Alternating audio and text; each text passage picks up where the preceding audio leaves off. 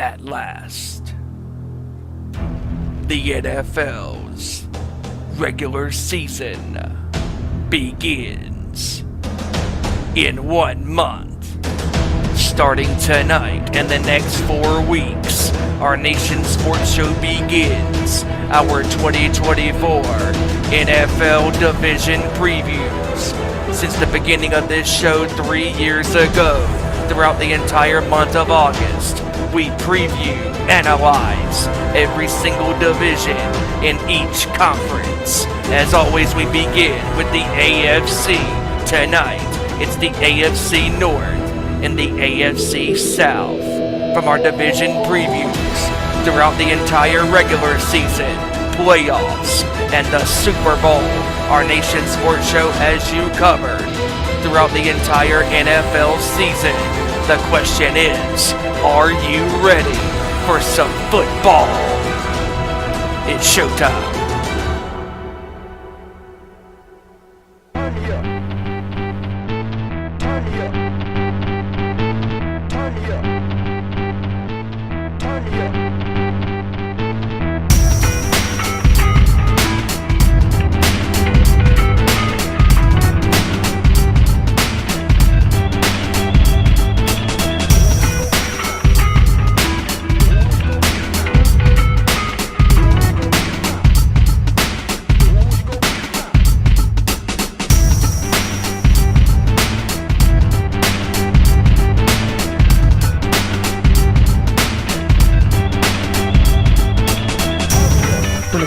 To the court, talking all that is sport, breaking down the latest news, scores, and more. Welcome to our Nation Sports Show.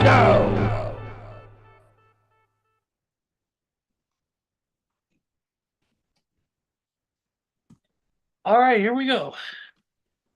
It is once again a Tuesday, ladies and gentlemen, and you know what that means. If you wanted the best in sports, well, you've got the best. It is our Nation Sports Show. Thank you guys for joining us. I am Ezra Vickery. We are live and in living color as always. It is a Tuesday, and we're here to talk all things in the world of sports, and of course, sometimes a little wrestling and music tucked in between. But it is our Nation Sports Show, and we are here and ready to rock for you guys for the next hour, hour and a half, 2 hours, depending how long it takes us to get through the world of sports, and we got a little bit to get into today. Obviously, we got the AFC North and AFC South predictions and analyzation. We'll get into that in a little while, but also don't forget, we also got all different sorts of other sports, MLB news, NHL news, NBA news, of course, Olympic stuff we'll get into a little bit as well. So stay tuned with us for the next hour, hour and a half, and we will get you all squared away and covered.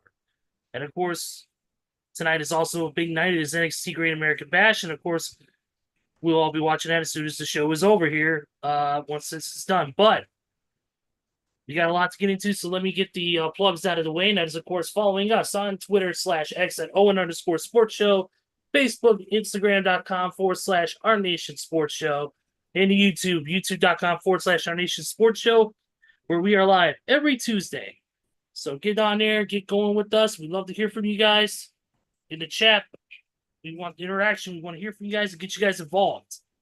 Also, don't forget to like our sister show, The Nation's Corner, at The Nation's Corner on Instagram and on YouTube, and in Nation's Corner everywhere else. They are live 7 p.m. Eastern, 4 p.m. Pacific. Same as this show, only on Saturdays. They talk, of course, all things in the wonderful world of professional wrestling. And they got a lot to get into this week already, with a action-packed weekend and in the world of independence to Monday Night Raw with the debut of the Wyand 6 and the start of some new programs post SummerSlam. It's going to be an interesting topic. And of course, like I said, Great American Bash tonight for NXT and all that. So it's going to be a really, really great show this Saturday. Guys and gal, talking all things pro wrestling. Also, don't forget to follow at 2 Sweet Cosplay across all socials for your up-to-date information on cosplay needs and stuff. We will be roaming around Fan Expo next weekend. So check us out. We will be there, ready to do our thing. It's going to be awesome. We can't wait to be there.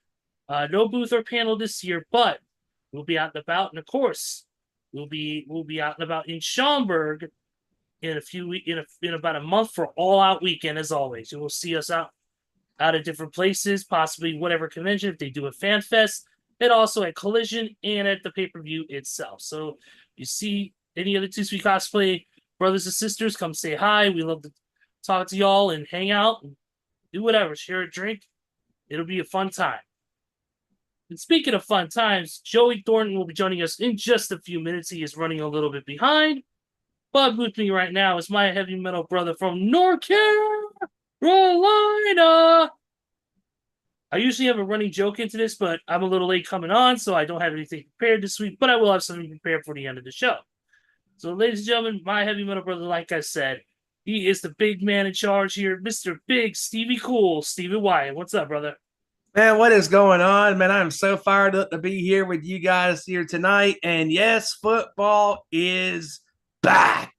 And man, strap on everybody, because for the next several months, throughout our entire month of August, when it comes to division previews, and of course, throughout the entire regular season, the playoffs, and of course, Super Bowl 59, we will be covering every single thing in and around the National Football League. And looking forward to that. And also, I know you're looking forward to this weekend because you got Metallica in Chicago. Yes, I do. It's going to be a fantastic show. Can't wait to be out there rocking out with all the great Metallica fanatics, the fifth members out there. It's going to be a hell of a time. Can't wait for that. And you got tickets, I believe, for both nights on Friday and Sunday. Yes, I do. Got tickets for both nights. Ready to do it. Action-packed week, or action-packed August through September. Like I said, you got the Metallica show this weekend. We got All Out this weekend. Or not All Out this weekend. All Out in September for the weekend after Labor Day. It's going to be a crazy, crazy week for me. But give a brief, Stevie, you have any shows coming up this in the next few weeks? I'm planning on possibly going to one of the 311 shows this weekend, just as long as the weather clears up, because it's going to be bad the next couple of days with all this rain coming through. But yeah, I'm planning on possibly going to a couple of one of those shows this weekend. Other than that, and also, Steven, the big news that dropped today from one Heartbreak Kid, Shawn Michaels, and that is that NXT is returning to the road for 2 weeks.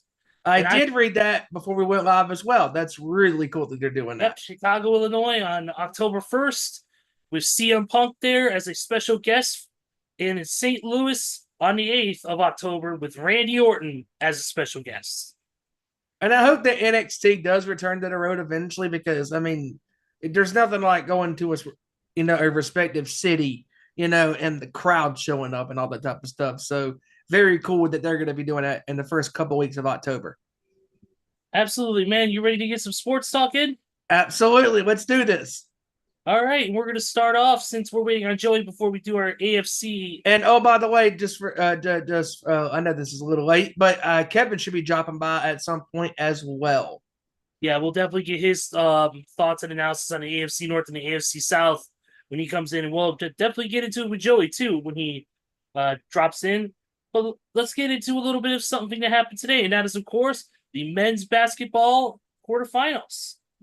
And today was a big, big day for the U.S. team, as they just absolutely stomped Brazil 122-87. Of course, this was Joel Embiid played today, and he got jeered by the fans.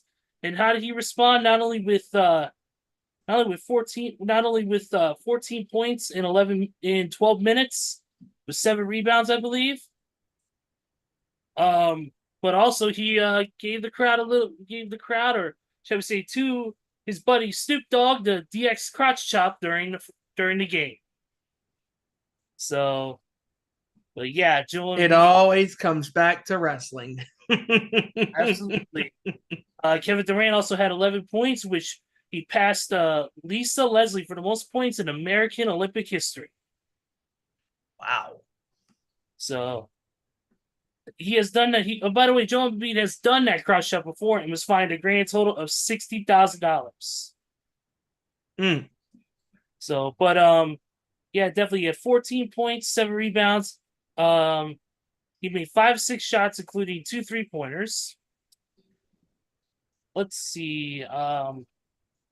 35-point deficit that they had.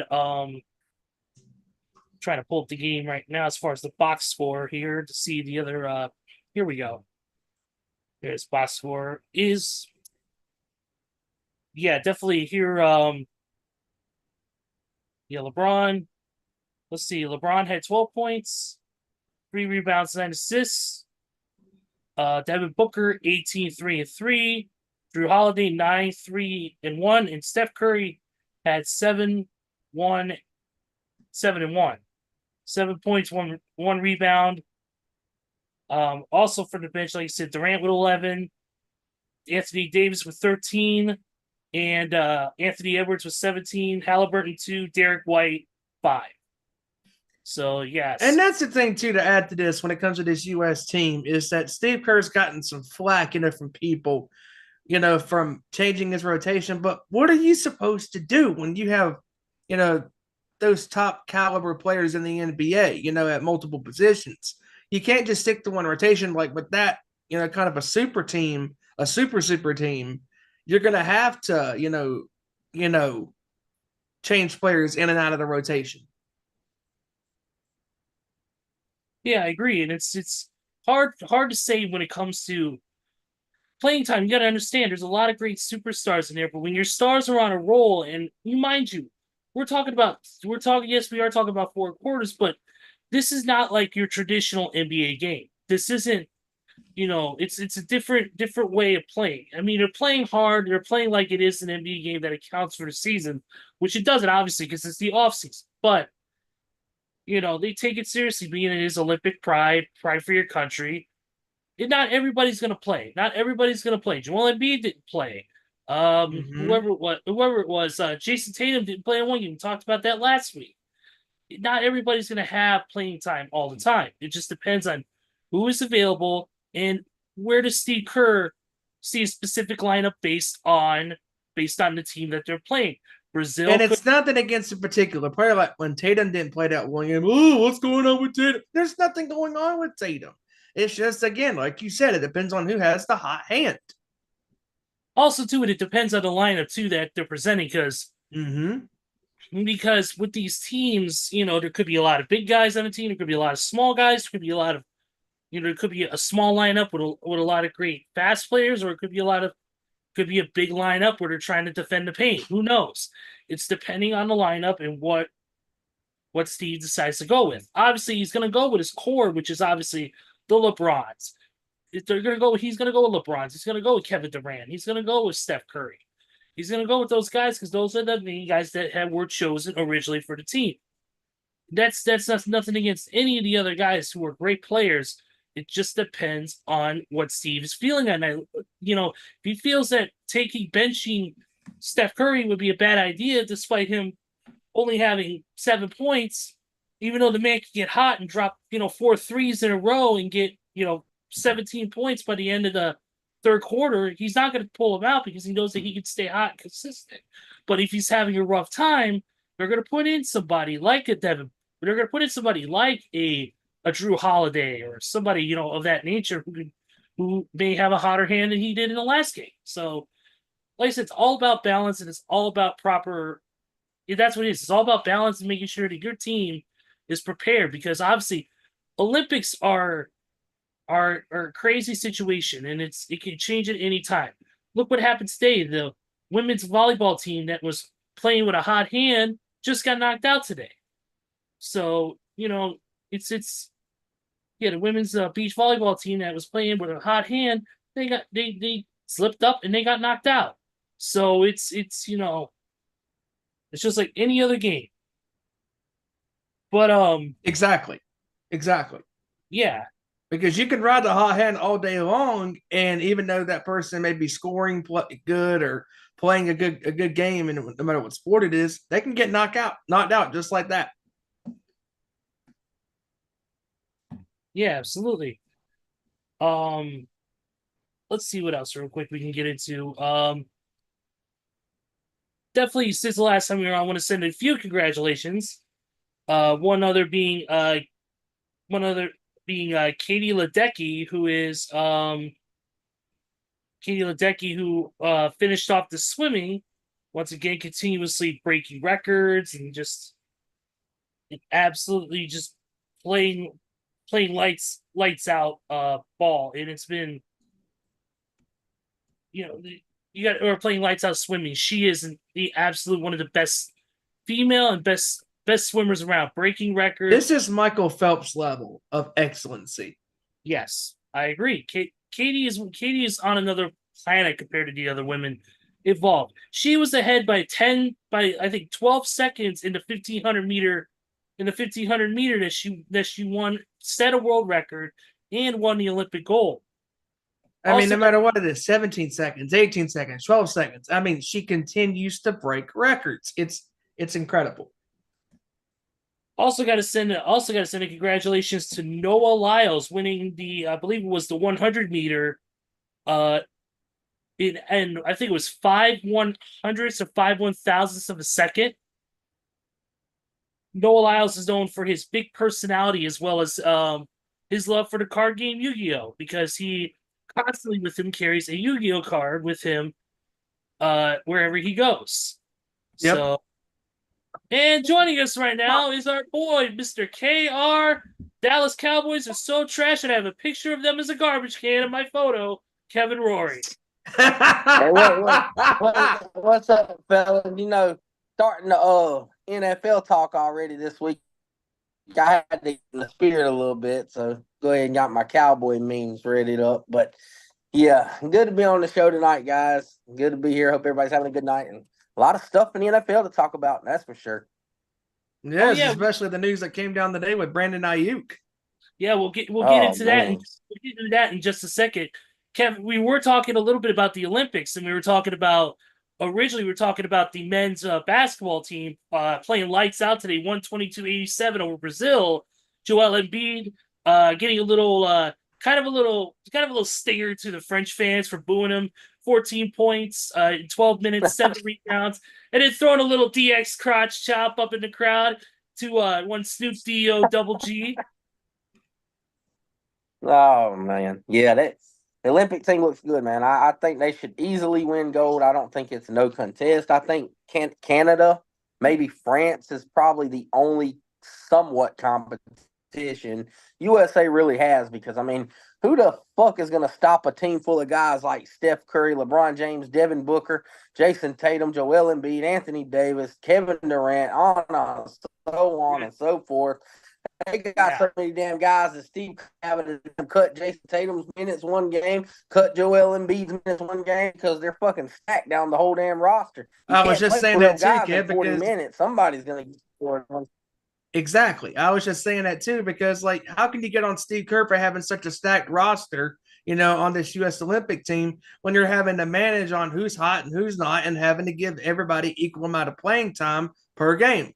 Because like when Tatum wasn't playing, oh, what's wrong with Tatum? Da, da, da. No, nothing's wrong.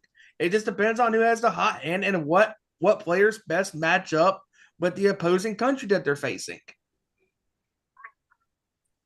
I agree. Like Brian Windhorst said it best on ESPN. I think I shared it in the chat too, where he blanked and he basically said, if anybody's criticizing Steve Kerr, they really don't know the game of basketball. They really don't have a damn clue about coaching, because what it is about matchups. When Tatum didn't play, they were playing Serbia. Serbia has great guards and a great center in Jokic. They have horrible wing players.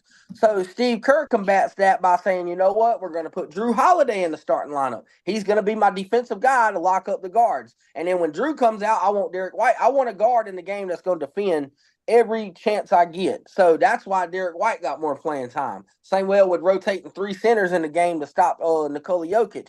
Notice the next game they play South Sudan, Embiid doesn't play because Sudan's a team that likes to run and sprint and shoot threes. Embiid's too slow. So you know what Steve Kerr said? You know what? I'm going to start Tatum. I'm going to play small, and I'm going to start Anthony Davis because he moved the best out of all my centers. And that's the lineup we're going to rock with.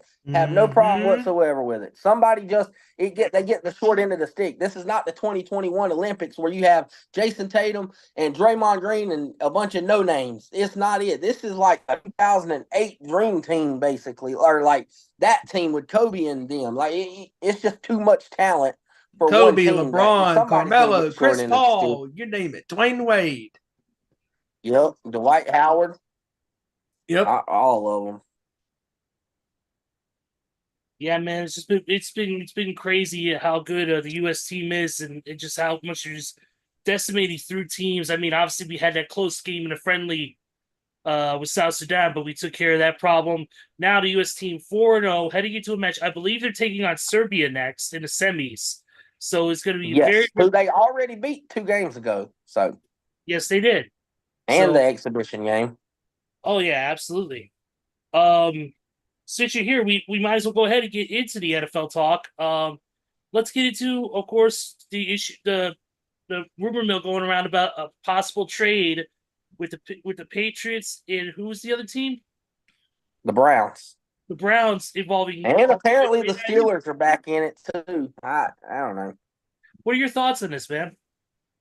I'm just telling you, someone who follows Bay Area sports on X and Facebook, and just the rumor. Oh my God, the beat writers, one after one after one, are all throwing out curveballs every which way. One minute you're saying, nah, they're not going to trade him, they're just bluffing. Next minute, yep, he could be on the move. They're leaning toward trading more than they are re-signing. Then the next minute, this and that, they're going back and forth. And honestly, I understand. BA is a really good player. I love Brandon Ayuk. I think he is an elite player.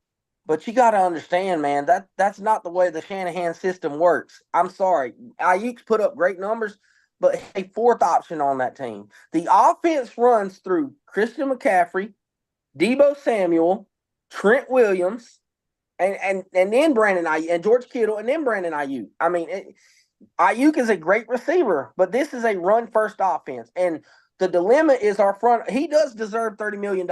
I will not debate that with nobody. He deserves it. However, John Lynch is looking at it like, I don't want to pay our fourth option $30 million because he's exactly that. That's our fourth guy.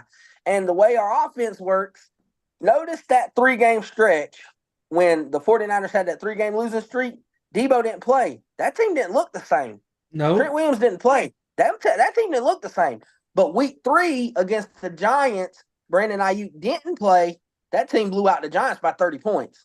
Looked dominant. Good point. I'm just saying, it's something about the heart of that offense that you just say Deebo needs to go. He ain't a true receiver. That ain't the way the Shanahan system works. Ask anybody. Ask Ed McCaffrey. Ask Christian's daddy. Ask Shannon Sharp. John Elway. He will tell you. The Shanahan system works with a bunch of unique players that can do it all. They're gadget players. They can catch. They can run. They can block. They can do whatever. They can probably throw a double pass. Christian McCaffrey had the damn hat trick in a football game before. Throwing the touchdown, catching the touchdown, running the touchdown. That's the Shanahan system. Ayuk, I completely agree. He deserves the money, no doubt. $30 million easily. The way the market is, I agree. No hating. But he's not in a pass first offense. If this was Brandon Ayuk and let's see, who's a pass offense? Dallas, maybe. Yes, I agree. Give him the money. If he was in a pass first offense, Kansas City, give him the money. He deserves it. Miami, give him the money. But this is not. This is a run first West Coast offense. And he is the fourth option. We lost connection for a second. Well, no, I get what Kevin's saying because Brandon Ayuk, he fits best on. Oh, there he is. Jesus Christ. I keep getting blocked out my own Wi-Fi. I'm getting, anyway. Dude, your Wi-Fi gets intercepted more than Jay Cutler when he plays the Packers. Jesus. It got intercepted more than. Dude, Jay Cutler can't even go to the grocery store without getting intercepted. He goes to throw his bread in a cart and gets taken by somebody else while they're walking past.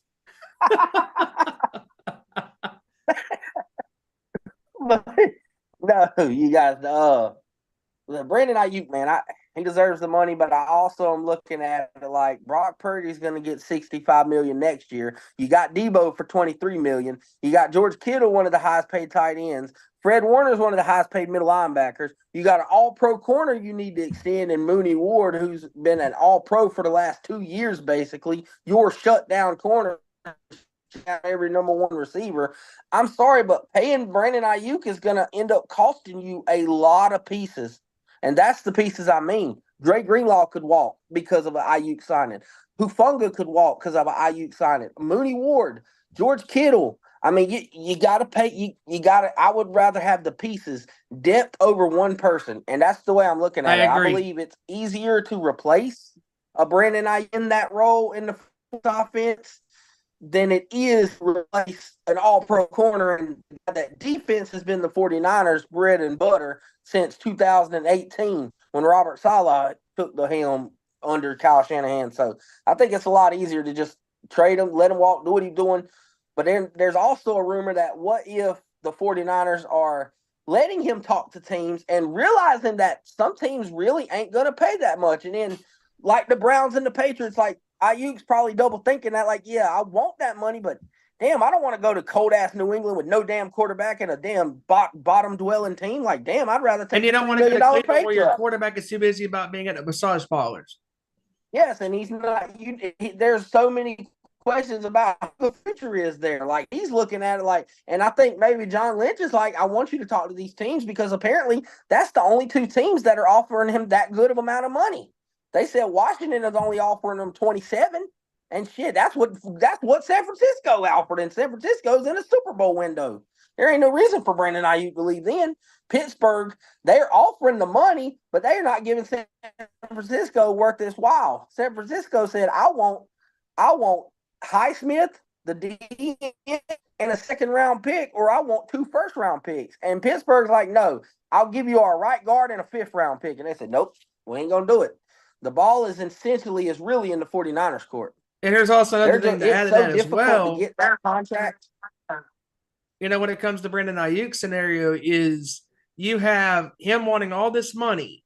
And if he goes to Cleveland, if he goes to New England, or even if he somehow ended up in Pittsburgh, he is not going to have the same numbers producing wise, Nope. Other than San Francisco for now, because none of those other teams Nope. have a caliber quarterback of a star caliber level that can throw to him.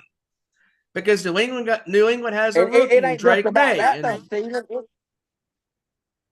It's not really just about the quarterback either. It's about, look at the attention the 49ers' other weapons put on a defense. Like, I'm Right. not saying he's worse, but teams worry about what Deebo Samuel's doing out there in motion. Teams got to worry about where Christian McCaffrey's lining up at. Teams got to worry about what route George Kittle's running across the field. Teams got to worry about where Big Trent Williams is going at. Then they worry about Brandon Ayuk. If he goes to a New England, every game plan They're is going to be dead center on him going, okay, Brandon we're going Ayuk. to have to stop him. Let me just last thing into it. I'm just saying, and I know Ezra loves it because he hates Green Bay, but Devontae Adams is another good one. He wanted all this money, so he thought, oh, the grass is greener on the other side. Let me go to Vegas. He's kicking himself in the nuts right now. Because, damn, I left Aaron Rodgers and Jordan Love up and coming to go to this damn team. And you watch the show Receiver on Netflix, and he's kicking him. He hates it. He said he's literally miserable in Vegas because he chose money over team success, and it's really killing him. And that's a perfect example of, like, okay, Ayuk, be careful what you want. Just take the hometown discount and come on, dude. Because, I mean, if you ride. And he dropped again. But it's very telling when it comes to this whole thing with Brandon Ayuk, because Brandon Ayuk, yes, he's a talented player. And when it comes to, I understand he wants to get paid, but at the same time, like Kevin just said before his connection dropped, sometimes you have to take what's best for the team. Take the team discount, because if you are the 4th best option, that's not a bad thing if you got that many good weapons to throw to and to run the ball, in with. Because if Ayuk is the 4th best option on the offense, that means at any given minute, Ayuk, Deebo, Kittle, or Run CMC can break out and have a big gain, on a passing route or running the ball, in between and outside the tackles if you're, McCaffrey or Deebo. And that is, here's my thing. that's the biggest thing for me. everybody was mad because Christian McCaffrey got his contract pay raise, and everybody saying player of the year. Damn it, he put up 2,000 all-purpose yards and 21 touchdowns. I mean, he deserves that raise. He was the number one guy, the guy everybody focuses on. So, Ayuk just isn't. And leave get it to that. McCaffrey to reset the market and running backs, and finally getting respect back to the running back position, as he should, because and I know we don't talk about. And McCaffrey, and it was based off last season, obviously, but McCaffrey was voted above Patrick Mahomes, which is incredible for the running back market, as Mahomes was number 4 in the NFL and McCaffrey was number 3. I mean, and number 1 somehow is Tyreek Hill. I don't understand how that is. That's and the speaking referees of, at the Kansas City Chiefs game. yep. The number 1 player in the NFL really should have been the referees of the Kansas City Chiefs game. Hell, they referee games like Seth Rollins referees a damn match, sitting in the corner and let them do what the fuck they want. Oh God, you mentioned the Dallas Cowboys earlier, Kevin, and today, or I don't know if it was today or if it was yesterday or what. But at AT&T Stadium, they had a thing called Jared's Epic Blaster Battle. And what it was the world's biggest Nerf battle. So it was people with Nerf guns inside Dallas Cowboys Stadium shooting foam bullets at each other, having a fun time. Shooting their shot. Oh, not that kind of shooting your shot. My bad. Anyways. No, that's Jay Uso trying to get the Rhea Ripley because he's going to holla. Eat, sleep, yeet, repeat. Tell mommy I said hi. No. Let's just say, I'll say this. A familiar face was on the Jumbotron above this whole thing. I don't know if it's real or not, but I'm sure it is. But it's the familiar face that's going to be facing Joe Coffey tonight on NXT's Great American Bash.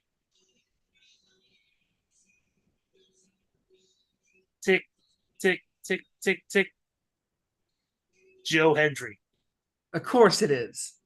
His big ass head was on the Tron in the building. I don't know who did it, but somebody during that epic blaster battle put up Joe Hendry's face on the Titantron. Epic. Wow, he's had more internet connection drops than the Cowboys receivers did in the playoffs against the Green Bay.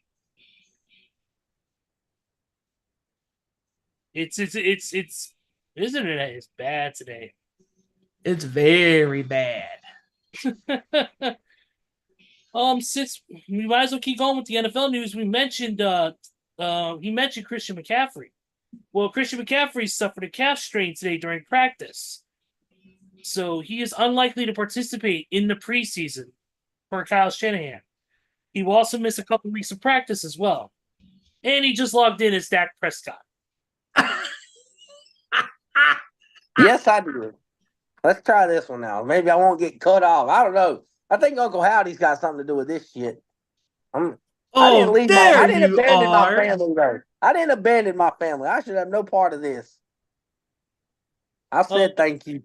I can't wait till my Uncle Howdy mask comes in so I can start prepping my Uncle Howdy cosplay. But anyways, we were talking about Christian McCaffrey. He suffered a calf strain. He's gonna be out for a few weeks. According to Kyle Shanahan. So I've seen that.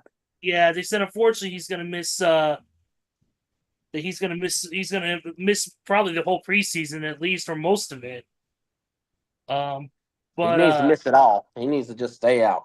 Exactly. Yeah, I agree. And better late than never. Unlike LeBron, he shows up on time. There you are. JT, Joey Thornton. There he is.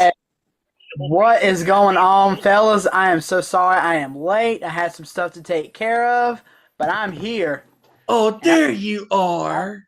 I'm ready to talk some sports. course, real quick, I am also repping the shirt of the brand new United States champion. Yeah. Yeah.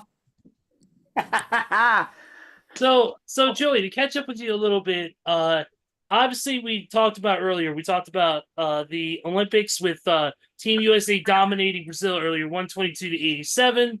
You know, we talked about Joel Embiid having a good performance, 14 and 7 in just 12 minutes. Getting a little get back at the French fans by doing the DS crotch chop up towards Snoop Dogg, and Snoop Dogg doing it right back to him. We talked about just the lineup changes and we talked about how, again, like with Jason Tatum, how, Joel Embiid had a good performance and really, going with the hot hand.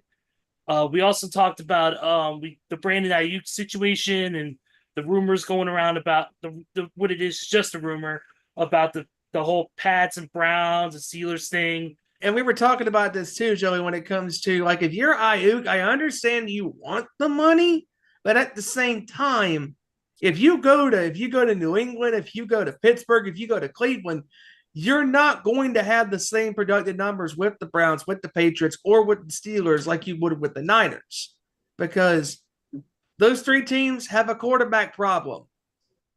Yes. Yeah. But first, I do want to ask one little question. Who let the trashy has-been Dallas Cowboys quarterback in here? Wait a minute. Hold on. Time out. I got one for you. Joey. Wait a second. Wait a minute now. I got one. There you go. That's one for you, Joey. Dumpster fire. Hey, since we start talking about the NFL today, I had to go ahead and prepare myself for this year's laughter. The Cowboys trash can. Right. Just for you, buddy. But yeah, Is Oscar down there? I think so.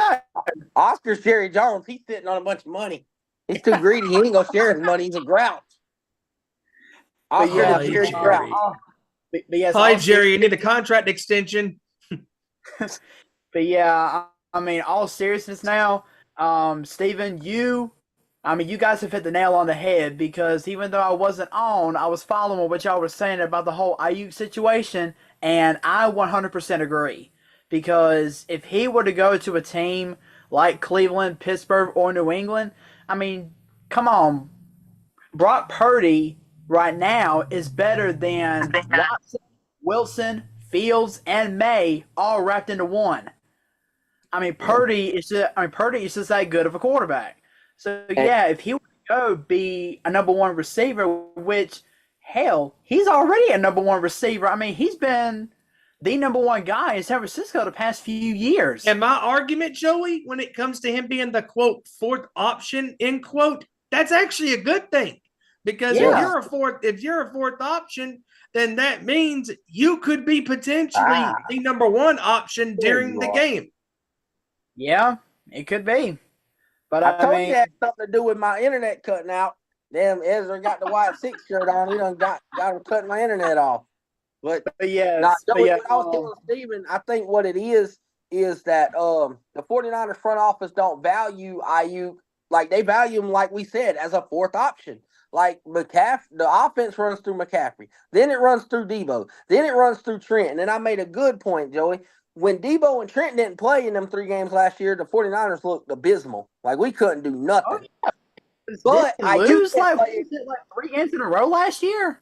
Yeah, with no Debo and Trent. But Ayuk didn't play in week 3, and we dropped 37 on a giant steal. That just goes to show you the Shanahan offense is not an ordinary wide receiver one friendly offense. And it sucks. Ayuk deserves $30 million, but in an offense like ours, you got to stop and think, how is he getting worth $30 million? It's because defenses are not scheming for Ayuk first. Defenses are going into the game plan saying, we need to stop Christian McCaffrey. We need to not let Trent Williams pancake us. We need to know where Debo Samuel is lined up. Then we need to worry about Brandon at all times. But if he goes to someone like New England, guess what defenses are going to do? They're going to start doubling him. They're going to start game planning on him like, they paid this guy $33 million. We're going to double him all game. That's going to be their number one guy. So, fuck it. Let's double him. Let's stop him. They're going to go out to stop Ayuk. Yeah, that's a very valid point because Ayuk, ever since he came to San Francisco via the draft, he's been a very unstoppable force. And I also want to give a shout out to the wide receiver that y'all drafted back in April. What was his name? Ricky Pearsall. He's actually been doing pretty good in training camp. Yeah, he's making some good catches. But Just yeah, injured. if IU doesn't want to play for a winning team, go ahead, pack your bags, get out. But We'll be I just fine will without say, let me just throw this in while we're talking about the trade. There is an interesting trade, and I know the 49ers, what we're thinking. We're a Super Bowl or bust team. We don't need to downgrade in the process, and that means trading away IU. But there is one enticing trade value for this year anyway that has really got my mind wondering, like, you know what? That might not be such a bad downgrade, and that is to the Cleveland Browns. If IU really wants to go to Cleveland, Cleveland is offering us Amari Cooper and a first-round pick. Amari Cooper's a great route runner. I mean, Jesus. The only reason they're adding the first-round pick would be because Amari Cooper's on the last year of his contract. So, in turn, the 49ers can still have their win-now Super Bowl team with a legit wide receiver one, if he stays healthy, Amari Cooper, and after next year, have all the money freed up so they can keep them other guys like Dre Greenlaw, Mooney Ward, Talanoa Hufanga, guys like that back You know in the what, building. Kev? I like that. You know what, Kev? If that is the case and it does come down to you pick Amari Cooper if he somehow goes to San Francisco, hell yeah. I'll take that offer. I'm looking as a 49er fan to make me think, you know what? That'd be a great Band-Aid because Ricky Pearsall, even though he's a rookie, you don't want to put that pressure on a rookie. It's like, oh, you got to perform like a Super Bowl receiver. You want him to learn under Cooper, just come in, gradually grow, and get into that role for next year. So that would be the best bet. New England's offering something like Kendrick Bourne and a third-round pick, and I'm like, really? We've had Kendrick Bourne. We got too many fucking slot receivers as it is. We drafted 2 slot receivers. Debo have to play slot. I can see why the Patriots need a number one guy because right now their number one guy is former Minnesota Viking KJ Osborne. Who is that? Yeah. Who is that? Truth. Who is that? This is what makes that trade situation with Ayuk and the 49ers so difficult, like Adam Schefter said, because not only whoever trades for Ayuk has to have both. They've got to please the 49ers with trade compensation, as well as also please Brandon Ayuk with the contract. So you got to kill 2 birds with 1 stone. You have to extend Ayuk, let Ayuk agree upon the terms. Then you got to hope like hell John Lynch is like, you know what? I'll take 2 first. You want to offer me that? I'll take it. Because either could go wrong. You could offer Brandon Ayuk $32 million, and then your trade package, John Lynch is like, you know what? Fuck that. We're trying to win a Super Bowl. I don't want no 4th-round pick. How's that helping me this year? I want somebody that's going to help me. I want a starter right now. I don't want no. So both have to go right. That's why I said Adam Schefter said this trade could go down in an hour. It could go down in 21 days, or Brandon Ayuk could just come back to San Francisco. I don't know. It's all up in the air right now.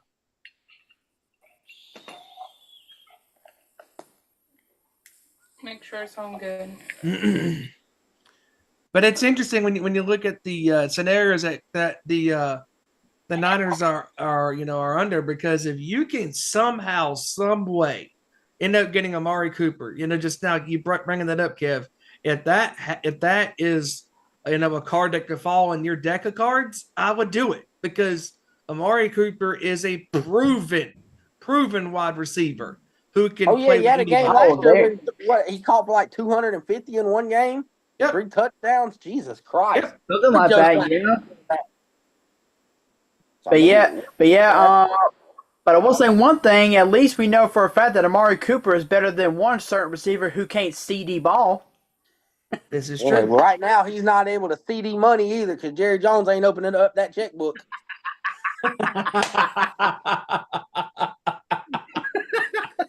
He just wants to CD money right now, and hell, Jerry Jones says, ain't nobody getting no money. See the money and run. Ain't nobody getting money. Not Micah, not Trevon, not CD, and Def for sure as hell not Dak. Jerry Jones is trying to figure out what room in his 25-room mansion is the checkbook, and he couldn't figure out which drawer. Yeah, I think he's got dementia. Dang. I don't know how you don't pay What'd your you expect? homegrown He's a talent. walking. Jerry Jones is this close from dead. Are you kidding me? Jerry Jones is like a creep. He looks like a fucking character out of Beetlejuice at this point. Hey, Jerry Jones is a modern day version of Ebenezer Scrooge. He cares too much about money and not about anybody else. He's it's greedy as Ebenezer Scrooge and as old as Ed McMahon. Oh, Dak, we offered you $59 million, but you want $59.2 million. Nope, we ain't gonna do it. What? He's Okay. he's the Rick Harrison of the NFL. Oh, of course. Then again, who do we think is really older, Jerry Jones or Elder? Oh. The guy just had his knee replaced. He finally got rid of those. He finally got some mechanical parts instead of the stone parts from back in the dinosaur age. Damn, this turned into a Jerry Jones roast show real quick. It's gonna be like the Tom Brady roast and Jerry Jones roast. Right? Yeah, Oh, Jerry Jones has got his own autographed copy of the Old Testament. Oh, Him and Elder share the same copy. But anyways, moving on. Before Elder kicks my ass later, after he gets his knee, after his knee feels better, of course. Some other NFL news to get into. Obviously, we mentioned about McCaffrey. Head coach of the Cardinals said that Kyler Murray will not play this preseason because the new DLC for Call of Duty drops during that time. no, he's balling on Ultimate Team on college football right now. He can play as his old Oklahoma team, so There you go. California's hyped up in it right now. there you go. Yep. There you go. Dude, at State Farm Stadium at the Cardinals, they're offering a thing called the cotton candy burrito.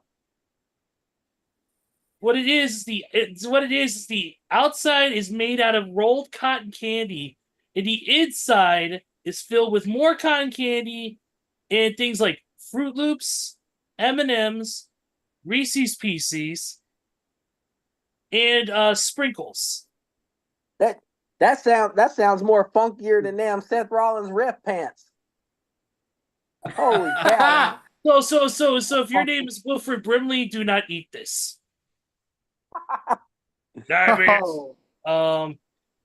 Apparently there was some fireworks today at the Giants Lions dual camp. Yeah, Malik Neighbors, right in the middle of it.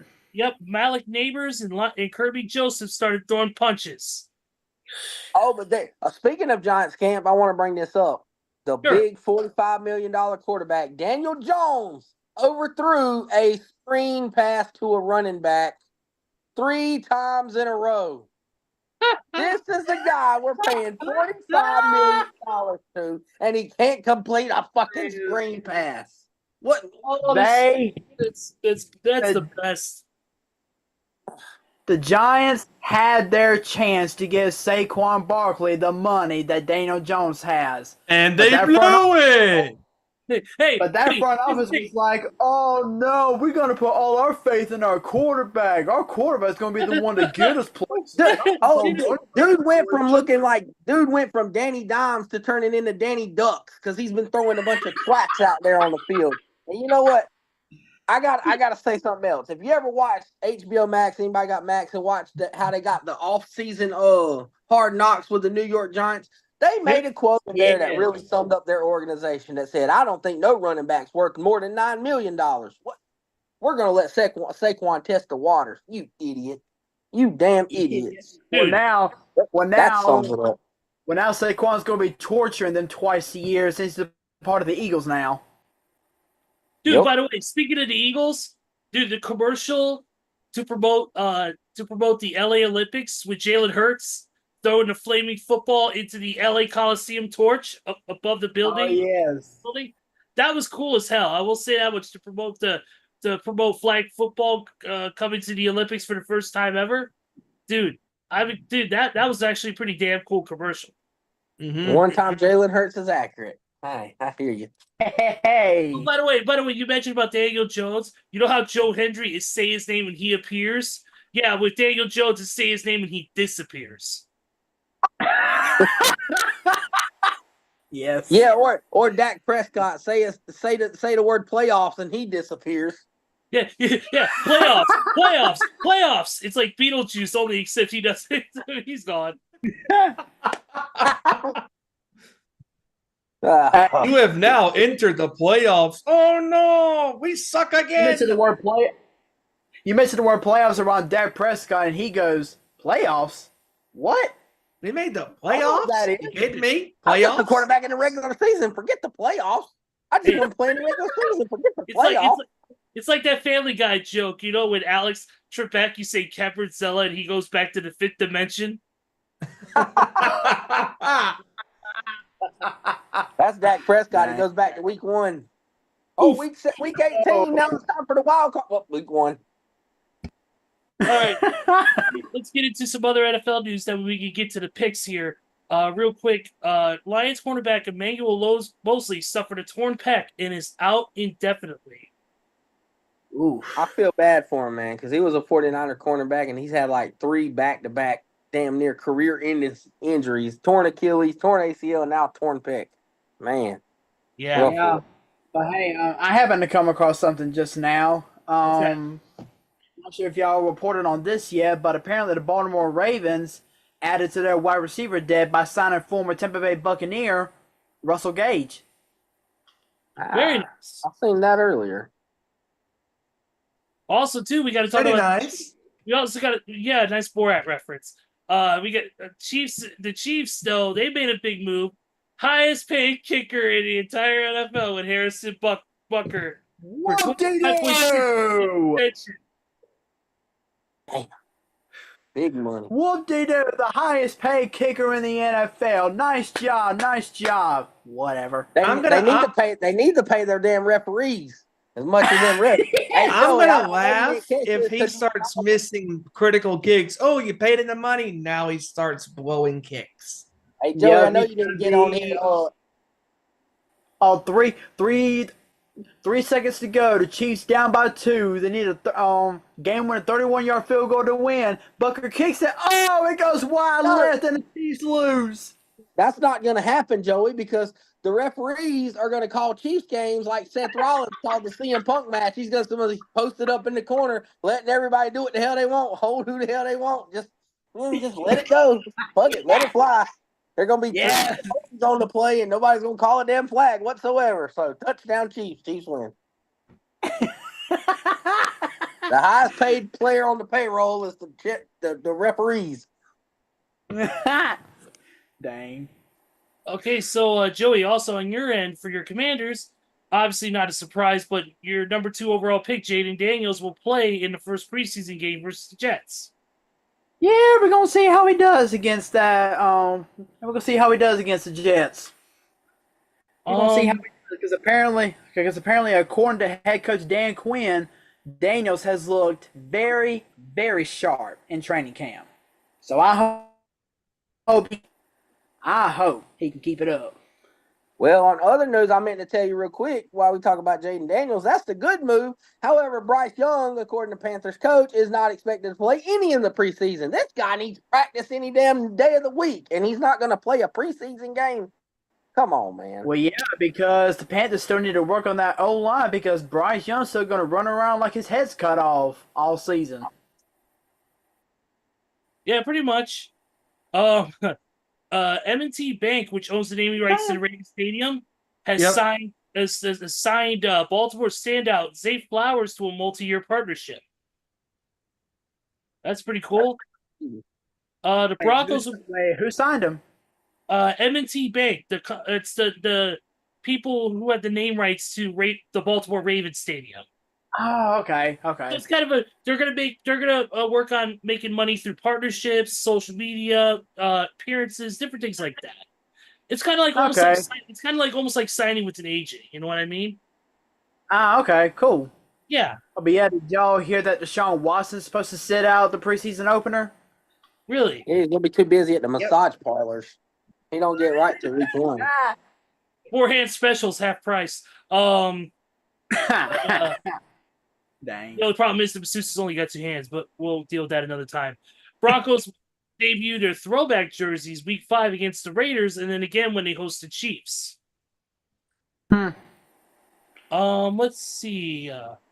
Also, we can't be remiss if we don't talk about the Pro Football Hall of Fame. What a Yes. Yes. occasion. Yes. Being so Patrick Willis, baby. My you Talk boy. about Willis. 3 of my Chicago Bears made it in. Julius Peppers, the greatest kick returner of all time, Mr. Devin Hester, and Mongo himself, Steve McMichael. And Yeah, I'm about to say. We got to mention Steve McMichael. I mean, the guy has been bedridden for years now because he's been battling ALS, and the fact that they were able to get former Bears players as well as his family around him to unveil his statue, that right there is memorable. Wow, and it will last a lifetime. Yep. Hey, And very cool with Mongo going into the Hall of Fame and knowing his health condition, and what he's battling ALS, and it's not good. And man, that touching video that ESPN did over the weekend on Friday when they talked to his wife and some of the ex Bears players, going over to his house and congratulating him. Yeah, And the most amazing thing to me is that Steve is there. Like, he's there. His brain is there. He knows what's going on. He's very happy that he got the golden jacket. And the fact that he got to be honored, like that, while he could still be there and present to be there, it was amazing. Even if it was at his home. That the fact that he was there to receive his golden jacket is still amazing. exactly. And yes, even though he can't physically talk, he has that technology to where he can actually say words like he's actually there. So for him to actually respond to his Hall of Fame induction, I mean, that's awesome. hey, Yeah, and I believe he said thank you and go Bears. I think he said. Yeah. that's awesome, man. But hey, how about my boy Patrick Willis? Finally stopped Patrick getting Willis, hit on for the last baby! 2 years. And you know what I thought was awesome as a 49er fan watching this team? You know who helped him unveil his statue in Canton? Jim Harbaugh took a charter flight Nice. from LA to Canton the other day and helped Patrick Willis unveil and watch Patrick Willis give a speech. Hey, that brought me back to the Jim Harbaugh era when Patrick Willis was laying the wood with NaVar Bowman. Man, Absolutely. one of the greatest to ever lace them up. Definitely deserved to be in the Hall of Fame earlier, but since they hold a standard for players retiring earlier, it is what it is. Yeah, seeing the video of Devin Hester just before he walked up on that stage, getting emotional, hugging, before he walked up there to get his jacket. It was an incredible moment. And of course, I started watching the Bears around 2004, 2005 when Hester was starting to make waves and when he started getting those kick returns and proving why he was the best kick returner in NFL history. And it was an awesome moment as a fan growing up in that time period where we had a lot of bleak moments, but in that time we had 2 constants, where we have 3 constants. That was 2 constants. That was the defense, which of course with Brian Urlacher, with Peanut Tillman, all those guys. And then you had Devin Hester on the kick return, punt return side, just bringing it back 90, 100, 108 yards. Those were the bright moments, even in bleak time for the Bears seasons. But to see him finally get what he deserved, and that is to be in the Hall of Fame, was awesome for me as a fan. And Julius Peppers, despite playing for the Packers, his final words at the podium: "Bear down." Hey, that's awesome. Hey, that's pretty tight, man. Hey, Yeah. I'll say this about Devin Hester. He was the reason a lot of kickers lost their damn job, because if you knew one thing about coaching a kickoff team, what was the number one rule they told the kicker? Do not kick it to 23. When you kick it to 23, your ass is getting chewed out of the game, and you might not have a job tomorrow when you come to the facility. Exactly. 23. Because I will never, ever forget, even though it was a losing effort, him taking that kickoff back in that Super Bowl against the Indianapolis Colts. Unbelievable. I remember I was watching it in my uncle's house. I was watching it at my Don't late. kick it to 23. I was watching it at my late uncle Dennis's house, and I remember sitting there. He had gone to work, and he let us sit there and watch a game in his house. And I remember losing my mind as Hester just ran that down the Colts' throats at the time. And while it was a disappointing day because obviously they didn't win, but it was just so cool to fucking see it. And I'm sure. I'm sure. It's like people who get to see Jordan playing or got to see Jordan play in their lifetime, or people who got to see, whether it doesn't matter whatever sport, get to see, freaking Sammy Sosa hit a home run, or all Mark that. McGwire. Yeah, Mark McGwire. Get to see Ben Simmons play. Ha! Wait, I think people want to look past that. Stop. Just as Gorilla Monsoon would say, People want to look past that. Will you stop? But you know what? We're approaching the 7 o'clock hour, so you know what, ladies and gentlemen, boys. Hang on, real quick. Speaking of the Hall of Fame, I happened to see something. They did an image showing for the notable first-time eligible players for next year's Hall of Fame, and let me read this list off to you. Okay. I'm not going to read every name, but there's names on here such as Clay Matthews, Luke Kuechly, Terrell Suggs, Adam Vinatieri, Eli Manning, and of course the one and only Beast Mode, Marshawn Lynch. Yep. But of course, if Marshawn Lynch gets inducted next year, he'll just say, "I'm just here so I won't get fined." Yep. And real quick, before we move on, one other quick note: Tyreek Hill restructured his contract with the Dolphins. Now he's going to be making $90 million over his restructured contract over the next 3 years, including $65 million of it guaranteed. Nice.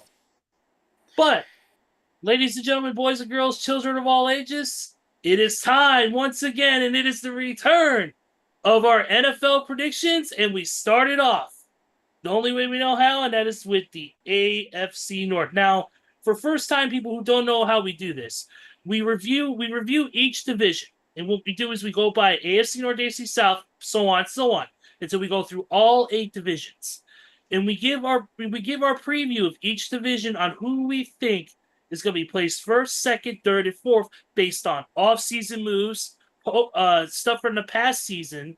We look at those different factors, and we kind of give our opinions on who we feel is going to be at the top of the division at the end of it all. So, for instance, like we're going to start off with the AFC North.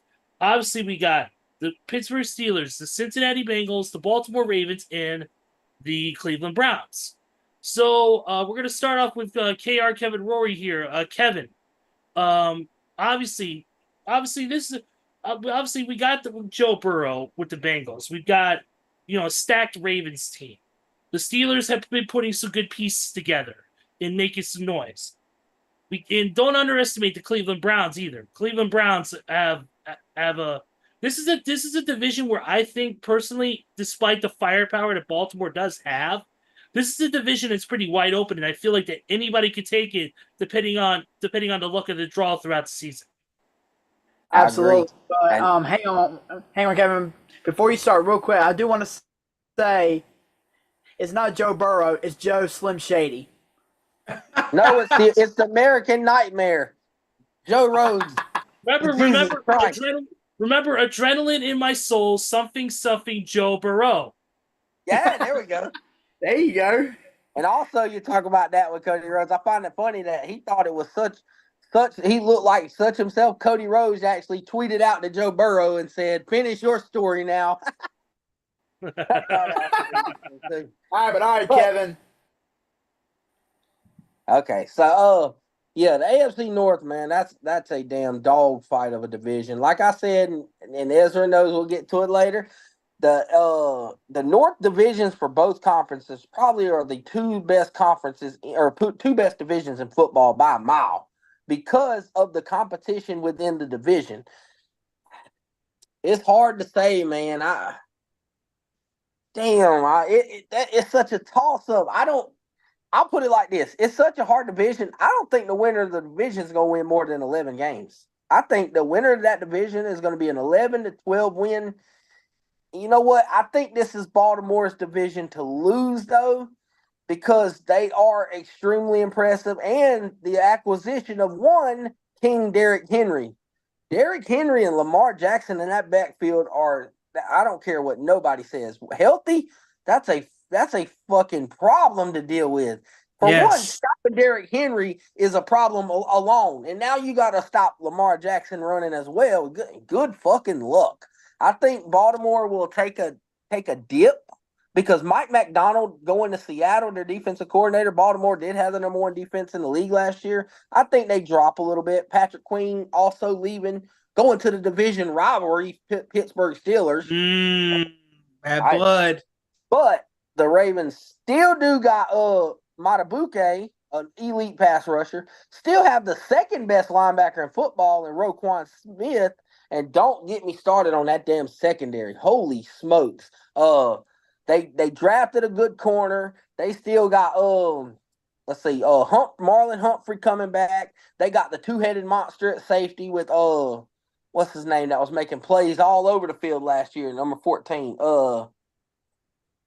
What's his name? He was all pro safety. He's a monster though. I can't. I know who you're talking about. I just can't think of his name myself. Yes, he wreaked havoc against my 49ers. Well, I'll be honest. God damn. 14. Hamilton. Kyle Hamilton. Yeah, God almighty. So Kyle Hamilton, yep. A little dip, but I still think that's Baltimore's division to lose. And I'm going to say they end up going 12-5.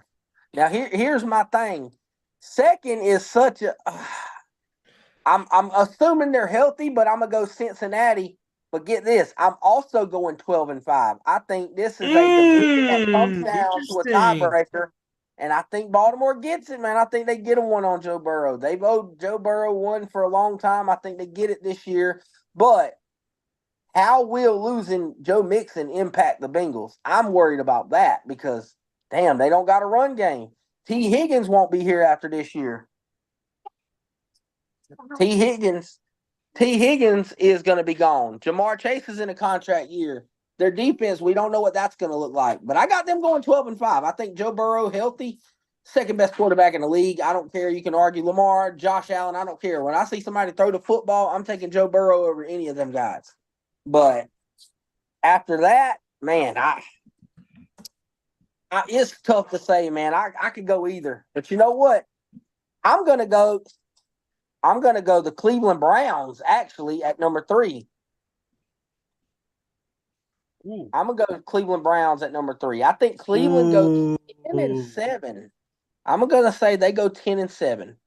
I think, again, they're going to beat everybody in that division once, or they're going to compete every game. Like, they still have an elite defense. That's one thing we can say about the AFC North.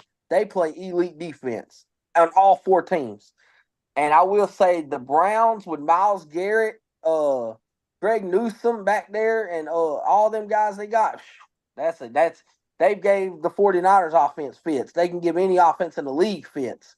I think Deshaun Watson's a little question, but Nick Chubb I heard is doing real good and expected to be ready by week 1. And I think the Browns they're gonna shock a lot of people.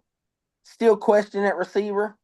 And then the last but not least, I'm going to say Pittsburgh finishes at 9-8. They still, Mike Tomlin squeaks by another 500 season. He's still,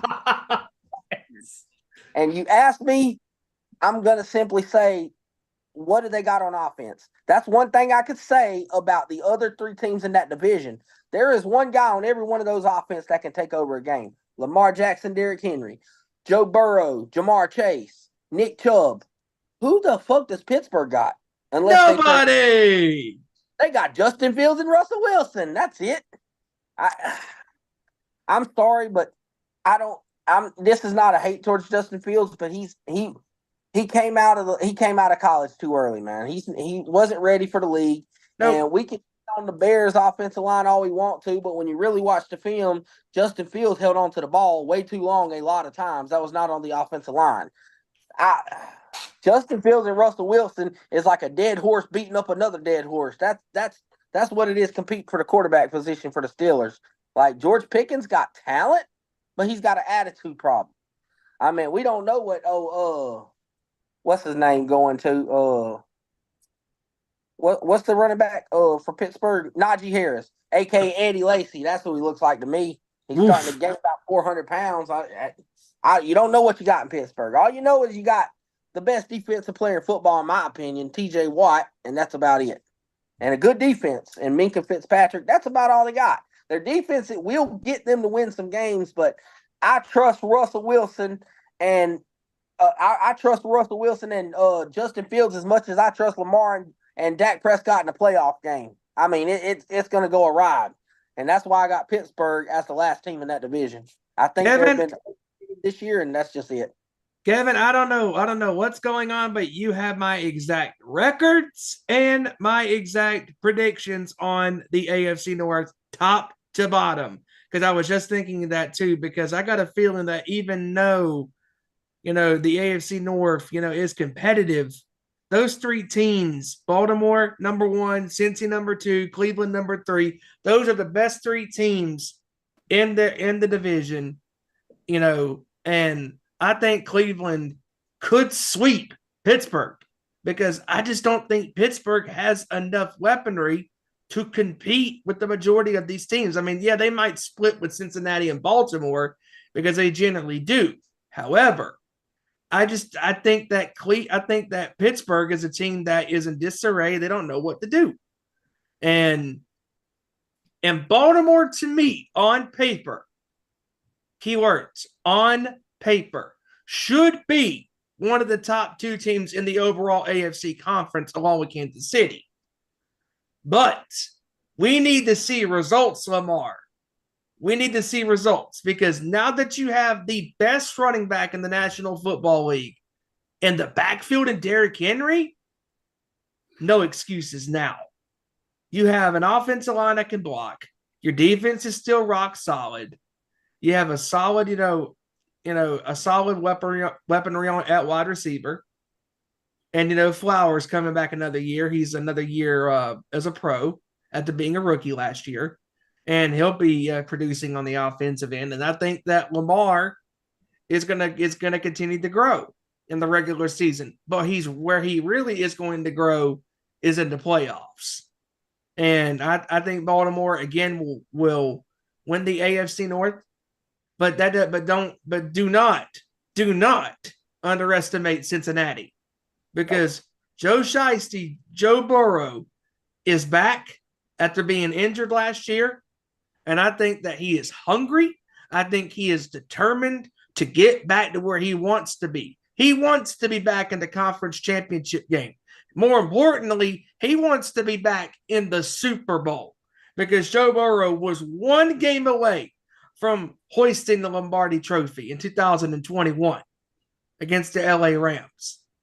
And he has the great Jamar Chase at wide receiver.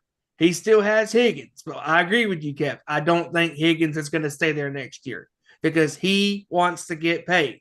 Yes, you lost Joe Mixon at running back, but that was to be expected. But you still got Burrow. You still got Chase, who won a championship with LSU back in the college days. They can still make some noise. I think they're going to give Baltimore a run for their money, and I think they're going to give Kansas City a run for their money.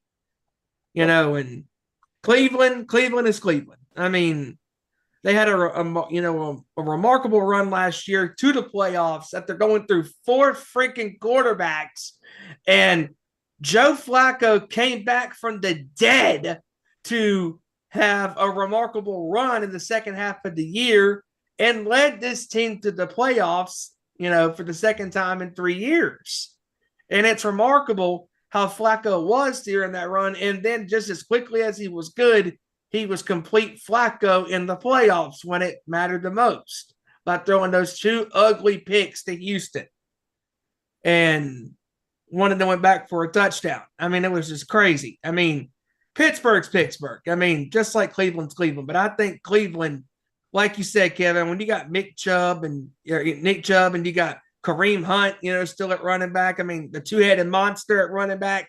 I mean, don't make a damn who the quarterback is. They're going to get their yards. Chubb and Hunt's getting their yards. Pittsburgh, I think they're going to be one of the teams roasting in football hell. Because who the hell's going to be the quarterback? Russell Wilson? Justin Fields? Because bringing Fields away from Chicago is a dumb move. Because now, as the season progresses, depending upon who the starting quarterback is going to be, they're going to be jockeying for starting position. So that means if Russell Wilson is a starter for week 1 and he struggles during the first 4 or 5 weeks, he's going to be thinking, oh, shit, my job could be in jeopardy. And Justin Fields could go out there and snatch it. But like you said, Kevin, Justin Fields does not have the experience that Russell Wilson does. Justin Fields should have stayed in college. He came out way too early and holds on to the ball too long. Yes, he has talent, but he's got a lot of growing pains still to go through. Pittsburgh, I think, will finish either 9-8 or 10-7, but they're not making the playoffs. Mike Tomlin, congratulations. Thanks to me, thanks to Kev, you still finish over 500. Yeah, I did Mike Tomlin a good one because that's one thing I will say about the AFC North too, real quick. They got some damn good coaches in that division. Mm-hmm. I mean, Kevin Stefanski, John Harbaugh. Kevin Stefanski, Coach of the Year. Jesus, up and down. Mike Tomlin, Super Bowl champion. It's a division, I tell you. Yes, it is. Yeah. Actually, the lineup and the way it's set up actually is my pick too. Same exact way. I agree. 12-5 record for Baltimore. Definitely agree.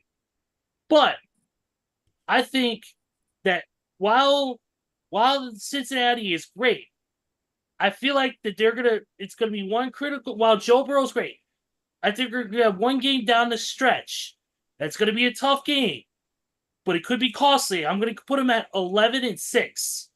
That's my record. Can see it. Okay. Yeah, definitely.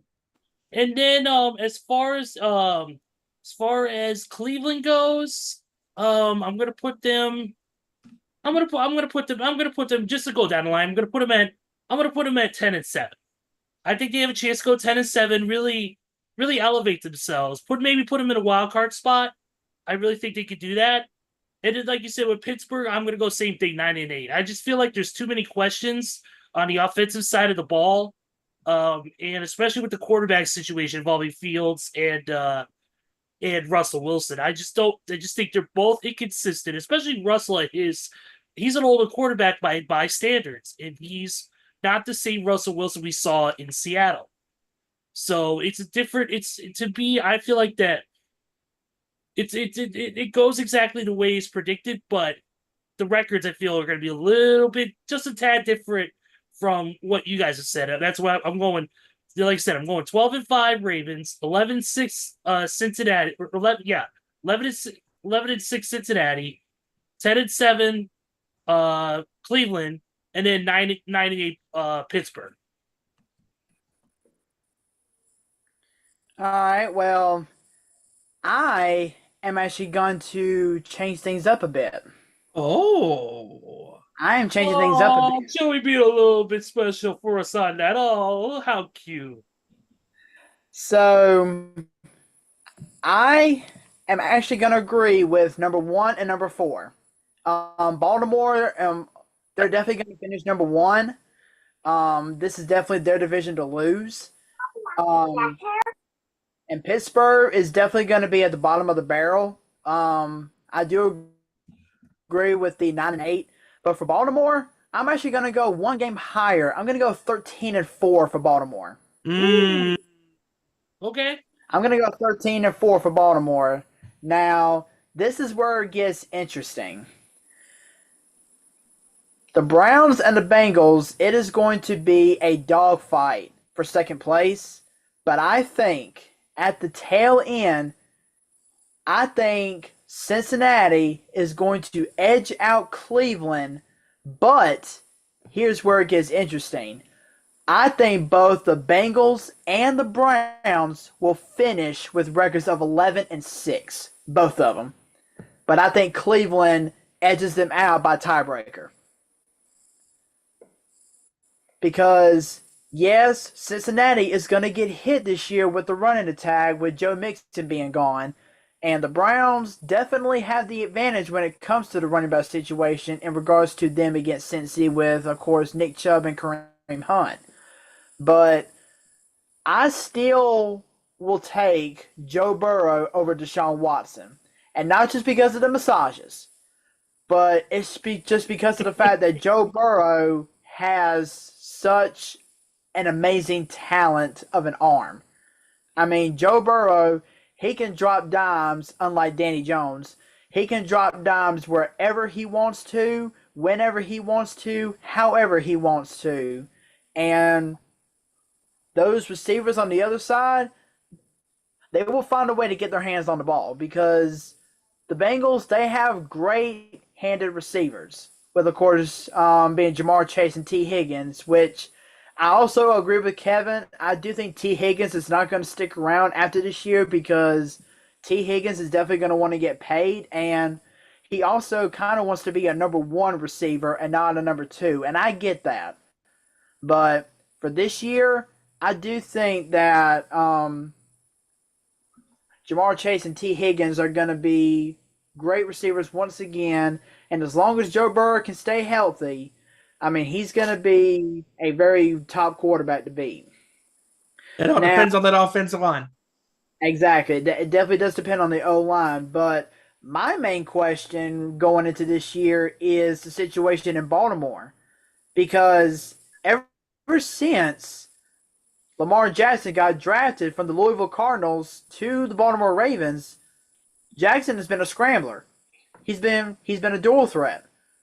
But now he has one of the top or one of the best running backs in the NFL right now in his own backfield, that of course being Derrick Henry. So does that mean that now that Derrick Henry is on the roster, does this mean that Lamar Jackson's going to cut back on running a little bit, or is he still going to be the same dual threat quarterback that we all know? You know, that's an excellent question because, I mean, when you got one of the best running backs and the MVP candidate in Derrick Henry there in the backfield, is Lamar going to dial back some of his running, capabilities? I don't know because that's a very good question. I will say this about the Joe Burrow comment, Joey. You worry about the offensive line, but I mean, we watched Joe Burrow win 2 different bloodline rules match. I think he can handle a damn bad defensive or bad offensive line. He can make it through. He just got done winning 2 different bloodline rules match. Joe Burrow's all right. He can deal with it. What a reference! I love it. He got That's it. right, because he's Cody Rhodes in disguise. Yes. They're one and the same. It's like looking in the mirror. Now all he needs is the neck tattoo. They don't match him to a T. Yeah. Except his neck tattoo will be the Bengals logo. One throws a football, the other one's throwing a football, the other's throwing Samoans. There. That's the only difference of the two. That's a little rough. Right. Since we just did the AFC North, I think it's time we move on to the AFC South. Yep. And this was a division about 5 years ago. We'd say this is the trash. This is absolute, complete, and utter fucking trash. I mean, don't get me wrong; it still is most of the way, but obviously we got the Tennessee Titans, we got the Colts, we got the Jags, and we got the Texans. I will start this off. Texans 13-4. Hot pick. Wow. This is a team that is stacked with firepower. They've made some offseason moves and some great ones at that. You've got CJ Stroud, who's been playing like a fucking animal. Mm-hmm. You've got Nico Collins. You got, that whole team is stacked with players. They made some great offseason moves. And they got Stephon Diggs. And they got Stephon Diggs, yes. And they got Joe Mixon. Crazy. Yeah. Crazy loaded. And then this is where it gets dicey. Jags were playing decent. They were playing better than they were before. Obviously. Titans, unfortunately they lost Derrick Henry. Even though they were pretty much running him into the ground, very similar to Jacob, or very similar to some of our players on the Bears, Justin Fields. But who's even the Titans quarterback? Who the fuck is it? I believe it is still Ryan Tannehill, isn't it? Yeah, Ryan Tannehill. Yeah, you're right. It is Ryan Tannehill. Oh, well, they're fucked. No, it ain't. It's Will Levis. Will Levis. Ryan Tannehill don't have a job. Levis. Oh, yeah, Ryan Tannehill's gone. Yes, Will Levis. They're still fucked. I mean, last year Tennessee couldn't keep a quarterback to save their damn lives. No. Dude, they went through quarterbacks more than Zach Wilson goes through cougars. Oh Jesus! Wow! Yeah, damn. Yes, I am throwing fire. Why, but when Zach Wilson walks into a locker room, all the teammates start screaming, "Hide your mom! Hide your moms! It's Zacky Wacky!" It's the original Bill Hunter. Keep your number on private. Lose that number. It's the one you don't want. Oh, right. Dude. Oh. Zach Wilson is picking up husbandless. Zach Wilson going on single cougars is like Christian Cage getting wrestlers with fatherless kids. Oh gosh. Yep. So Zach Wilson can pick up a mom but can't pick up a blitz. Okay, got it.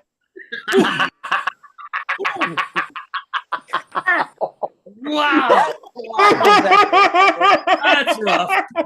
That is rough. Jesus Christ. Look at Steven. He's having trouble breathing, just like Lars on the last Metallica. And that's why he can't. And that's why he's not in New York anymore, folks. Where's my fucking There you have it. But on that And now note, he's in Denver. But go ahead, Ez. Finish your assessment. Yeah, trust me. Trust me, because this is getting really awkward. Let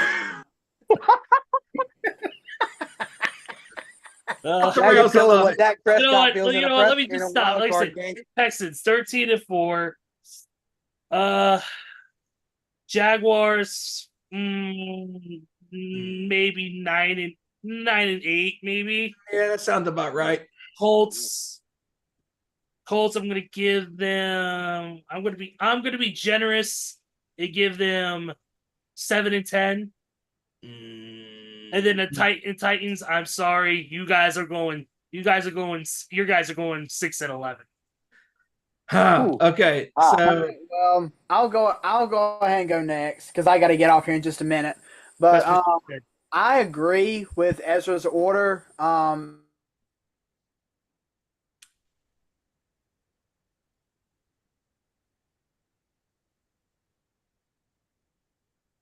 And Joey freezes. What do you Jacksonville, I'm gonna go 9-8. Indianapolis, I'll go just one game below them. I'll go 8-9 because as long as Anthony Richardson can stay healthy, I think he can be a pretty decent quarterback. And also with them getting Jonathan Field, I think the Colts are going to be somewhat of a surprise team this year.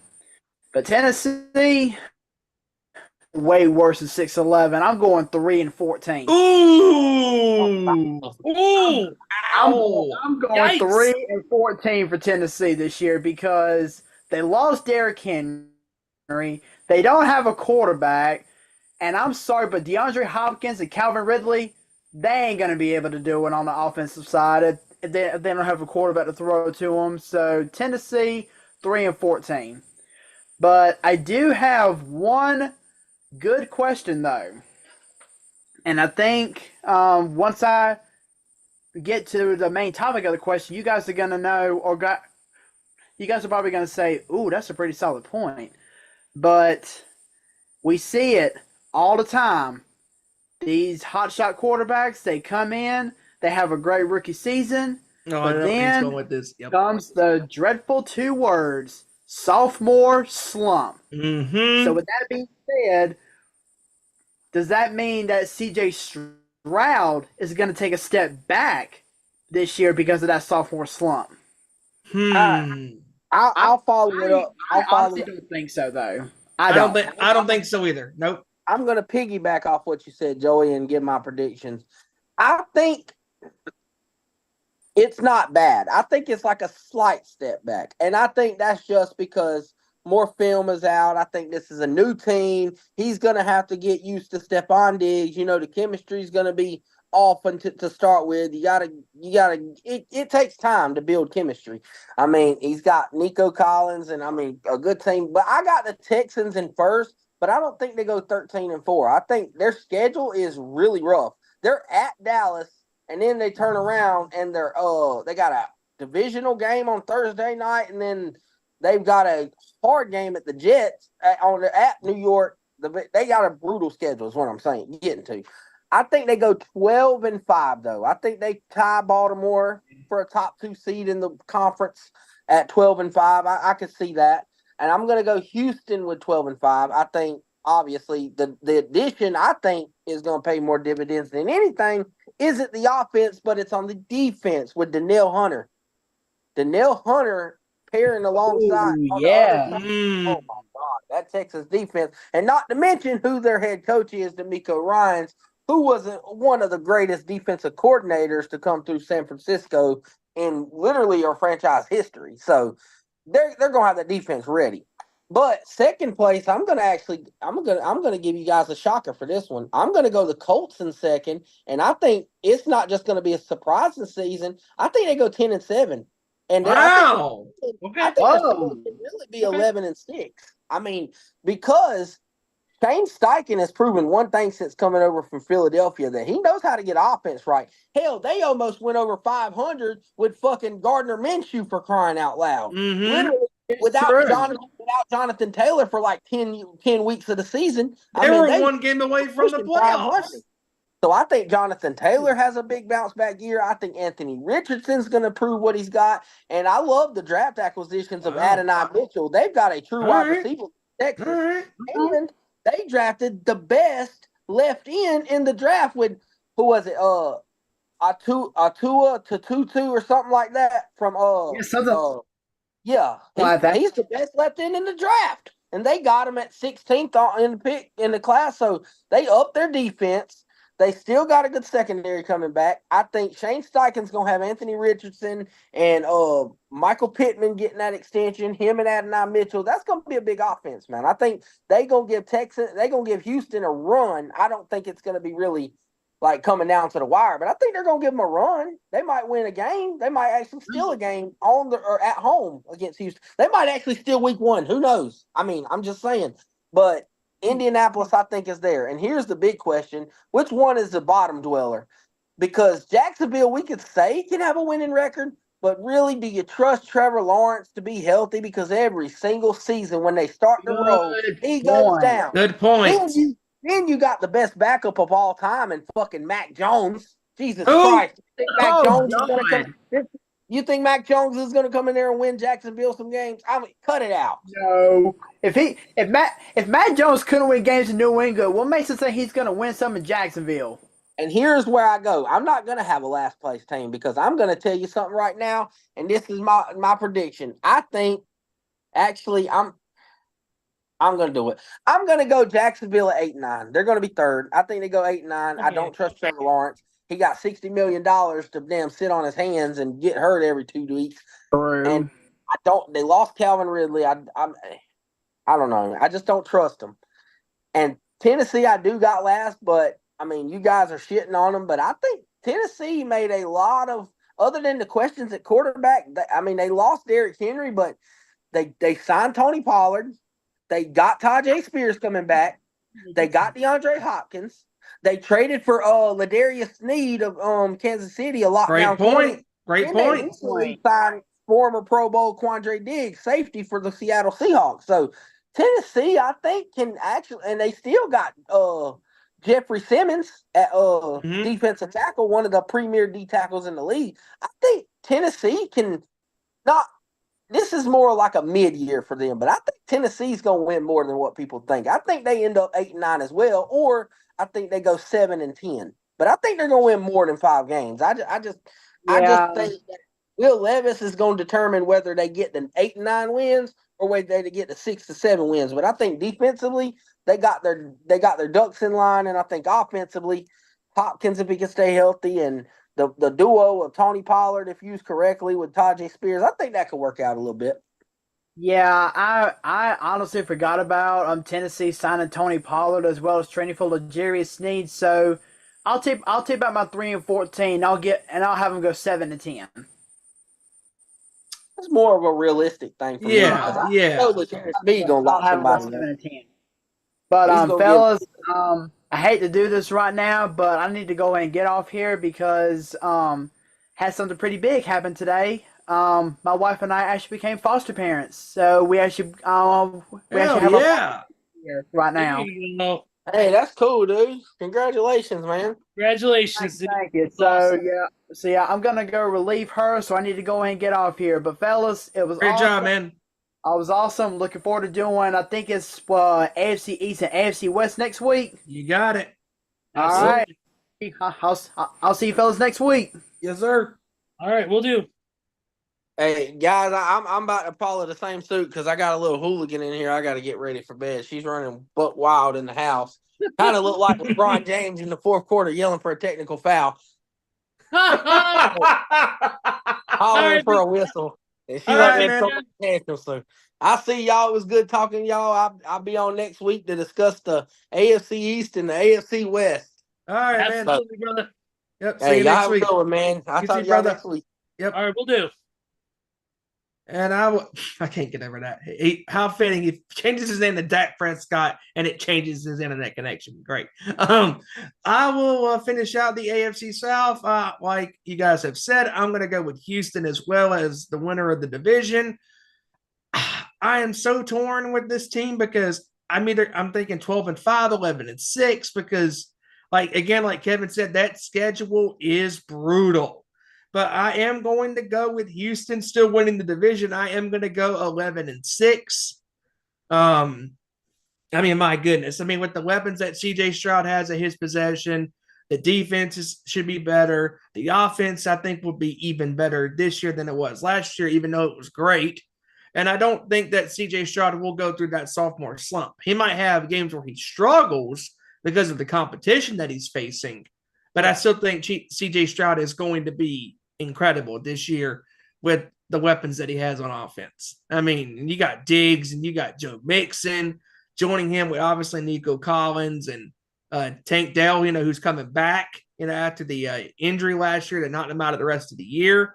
I actually agree with Kevin that I think that the Colts are going to be the second team in the AFC South. I have the Colts going, I'm going to say 10-7. Jacksonville, I have going 10-7 10-7 as well. Let's face it. Trevor Lawrence, he has talent, but he's going to have to prove it now that they gave him all that money. It's like we talked about on this show before, time and time again. When you get paid those maximum contracts, sometimes your playing goes down the drain. And we'll see how he does this year now that he got paid his maximum contract. And lastly, I have Tennessee. I'm going to go Tennessee. I'm going to go 6-11. I think they're going to miss the playoffs. And it's kind of hard to rank the Colts and the Jags at this point because, so far those are the only two divisions we previewed. But it will depend on how the rest of the predictions go, for the AFC East and West next week when we finish up the AFC side of things. because the Colts can make a push, the Jags can make a push. It all just depends on how they do throughout the rest of the year and how do they face the tiebreaker scenario within the wild cards. And I mean, to me, the team that has the most pressure in the AFC South is by far is Jacksonville because of the amount of money that they have paid Trevor Lawrence at quarterback. I don't even think he's worth the money they're paying him. I mean, because he hasn't had a consistent career. I mean, last year, when the Jags had a stranglehold on the AFC South, they were 7-2, 7-3, and they went on to lose multiple games in a row, which opened up the door to the Texans and the Colts playing for the AFC South Division crown last year at the end of the season. And if you're Trevor Lawrence, you do not want to go through that ever again, this year, like last year, because they experienced the same thing that Tennessee experienced 2 years ago when Tennessee, had a hold on the AFC South Division, 7-2, and then went on to lose those like 6 games or 5 out of 6 or 6 out of 7 games in a row, whatever it was. I mean, just crazy stats that what bit Tennessee also bit Jacksonville. And to me, Houston, no questions asked, should be the winners of the AFC South. Yeah. And that is our first round of the predictions, ladies and gents. And then, of course, next week, like Kevin said, AFC East, AFC West. We can't wait to get into that next week. That's going to be really, really fun. And this was, of course, fun as always. And we thank Kevin and Joey for joining us today. For 90% of the show, of course, they have their own stuff. Congratulations to Joey on becoming a foster parent. That is amazing. Awesome for him and his wife. Also, definitely want to before we go, we got to get into some MLB news real quick, and a little bit of MLB news. White Sox have unfortunately lost their 21st straight game. I saw that on Twitter thanks to Tree's post on Twitter. Tree quote tweeted the Chicago White Sox, and they've lost their 21st game in a row. And Tree goes, blackjack. Basically, yeah. Yes. Lord in heaven, man. I'm just... Oh, this team is a dumpster fire. And I know it doesn't need to be said, but my God, is this team bad? Like, really bad. I mean, they can't pitch. They can't hit. To quote Danny Glover in Angels in the Outfield, you could hit the bronze side of a barn. Also to quote Danny Glover, I'm getting too old for this shit. Yes. But a new Jackie Robinson statue was unveiled in Wichita, Kansas today. Nice. For organizers of the Youth Baseball League in Wichita were able to get it done. It was vandalized and stolen earlier this year. Thought I read that somewhere. Damn. Yeah. So, some sad news in the world of Major League Baseball. Billy Beane, who became the second ever former Major League Baseball player to come out as gay and became the sports senior vice president for diversity, equity, and inclusion, has passed away at the age of 60. According to MLB, he passed away in his home after a year-long fight with acute myeloid leukemia. So some unfortunate news to come out of the world of the major leagues there. Let's see, who else? Anything else going on major? Let's see. Let's see. I'm checking here for the world of MMA before we get out of here. There was what was it? There was as you know, Punk had that conversation with Seth this past Monday, and he shouted out one of his buddies, teammates from Rufus Sport in Milwaukee, who became the new UFC welterweight champion. Yep. I can't remember his name right off the top of my head, but congratulations to him in winning that title this past weekend. That was UFC 304, I believe, and also during that weekend was also implied by one of the great fighters, Tony El Kukui Ferguson, that he, for now, is going to step away from the sport. He said it's not goodbye. He said it's just see you later. So it looks like he's going to be taking a little bit of a kind of like a mini retirement, a sabbatical from the world of MMA. Probably because he was on a 3 or 4 fight skid, and if probably lost his confidence, and he probably needs just to take time off, heal up mentally, physically, spiritually, emotionally to get back into the fight game. Because obviously, not only does it take a physical toll, but it takes an emotional toll, whether it's with family, time away because you got to train, just a mental toll on trying to be the best and be you're the best fighter and the best trainer and all that stuff. So I completely get it. So if he does come back, great. If not, Tony had a good career, and we'll see what happens from here on out there. Also too, we mentioned also too in the world of MMA, I believe the next big event coming up, I'm looking it up now. By the way, it was Bilal Muhammad who won the I was UFC. just about to say that. Yep, Muhammad. Yep. Yeah, Bilal Muhammad, who was next. This next one. Okay, and the next fight card is actually took place. Actually, no, it took place already. Took place on Friday, I believe.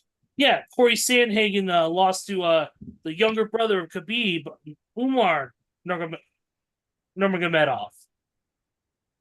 So, yeah, that's the fight that Tony lost and kind of said I'm gonna step away when he lost to Michael Chiesa.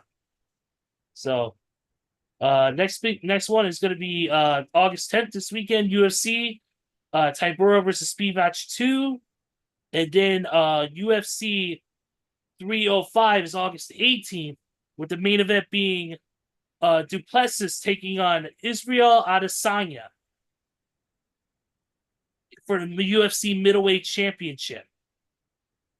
So, also on that card is going to be Kai Kara France versus Steve Erceg, Matheus Gamrot versus Dan Hooker, and several other fights on the card as well. So look forward to that on ESPN Plus, and of course standard pay-per-view providers. But I think that's it. I think that's all I got. Steven, you got anything else before we wrap it up for today? I do want to shout out real quick in the chat. William came into the chat tonight, and he said he thinks that this USA basketball team is better than the Dream Team. I don't know about that. William, as much as we respect your opinion, I personally do not think so. Because it was a special time. It was a special time and place. Special time period, special place, special players that were on that team. Not saying that any of the players on this current one are not special. It's look at the roster. Magic Johnson, Michael Jordan. You had some of the best players. Charles Barkley, Karl Malone. You had some of the best players to ever lace up a pair of sneakers. And to me, it's a different time, different atmosphere. I mean, are they on points wise? Are they better? Yeah. They're probably better scorers, in today's climate, especially with the more people shooting threes and doing stuff like that. Where the 3-point was not always the most mandatory thing. So for me, I feel like that's an opinion I can't really agree with, and that's just on the fact of different time, different atmosphere, different place. It's all about that. I can't agree with that. But outside of that, I really am don't have anything else, Steven. I think I'm good as well. All right.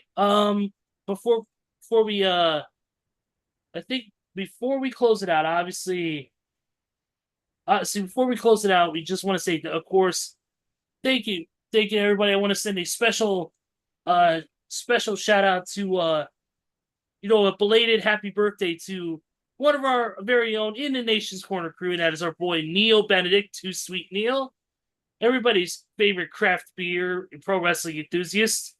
Happy belated birthday from us on our Nation's Sports Show to Neil.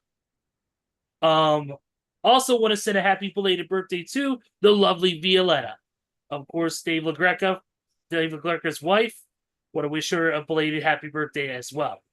Steven, let's wrap this up, my friend, and let's watch some NXT Great American Bash. Yep, great show with you and the rest of the gang. Congratulations to Joey and his wife for becoming foster parents, and had a great time with you guys here tonight. Thank you to William for being here in the chat, and thank you to Kevin for joining us as always. And we look forward to next week as we continue our NFL division previews as we move along to the final two divisions in the AFC conference, the AFC East and the AFC West. And we move along the next week to the NFC side of things. And, looking forward to this football season, man. It's crazy how we're already a month away, and looking forward to another incredible ride with you guys here for the rest of the year when it comes to football. And we love this game of football. We love these athletes that put their bodies on the line, that play this great sport, that do it all for the Lombardi and do it all for the fans and all that good stuff. And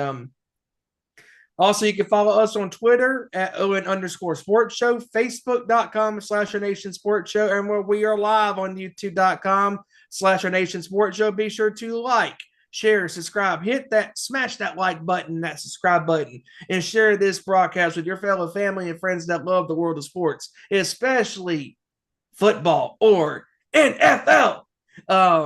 And also don't forget to follow the Nation's Corner on Twitter at Nation's Corner, Facebook at Nation's Corner, and on YouTube at The Nation's Corner. And as they will be talking about an action-packed SummerSlam from this past weekend in Cleveland, Ohio. And I thought overall, from top to bottom, it was a fantastic show, highlighted by the return of the original Tribal Chief, Roman Reigns. And just an overall great card. Gunther winning the world title. Love that match with Damian Priest. CM Punk and Drew McIntyre with Seth as the special guest referee. I thought it was great. I love Rhea and Liv with the match they told with the story with Rhea's shoulder. And of course, that dirty, no good son of a bitch, Dominic Mysterio, him turning on Rhea. That was interesting. Very happy for LA Knight winning his first singles WWE championship. Really cool. Just again, overall great card. Cody Rhodes and Solo was better than I was expecting it to be.